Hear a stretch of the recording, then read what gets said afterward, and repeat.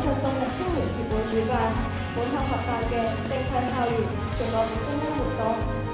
而家俾我哋一齊睇下介紹影片。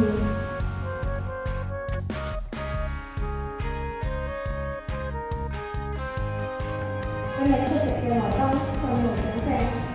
包括港進動力青年協會聯席主席謝永謙先生，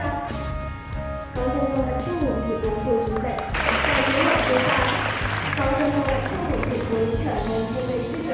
李家顯女士，港進動力青年協會常務會董羅少傑先生，第五屆青年港進校友主席陳婉婷小姐，第五屆青年港進校友主席張之怡小姐，香港中文大學客席副教授、醫療心理學家楊請興教授，中國香港傷殘人士體育協會游泳隊總教練江瑞元先生，奧森斯營運總經理葉蓉女士，法樂音樂學院會董事林淑美小姐，法樂音樂學院課程顧問及對外事務主任陳俊先生，以及香港女歌手潘級成員天時楊子喬小姐。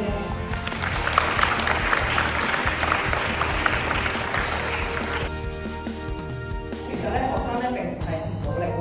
佢哋咧只係咧對失誤咧嘅容忍度咧好低咧。咁咧，我哋咧提供咗一個可以安全探索嘅虛擬商業世界俾佢哋啦。咁咧，學生咧會以小組嘅形式咧去經營一個模擬嘅公司啦，喺一個安全嘅環境底下咧去學習營商啦同埋管理嘅概念。但係首先杯水，當你亂爭就業冇亂爭就業，你唔處理佢咧就會冇事㗎。當你覺得失敗嘅時候咧，你試下聽聽啲舒緩嘅歌，去間跑下步，去公園行個圈，或者你有啲唔開心嘅嘢咧，即係寫出嚟都係，畫出嚟，最緊要表達到出嚟。你下次仍然都係會有機會再犯同樣錯，咁所以我哋其實應該要即刻 stop 佢自己，去問翻自己，下次我哋點樣去 prevent。咁同埋你有目標嘅時候咧，其實就唔需要懼怕任何低潮。佢喺24年巴黎殘奧會就攞到一個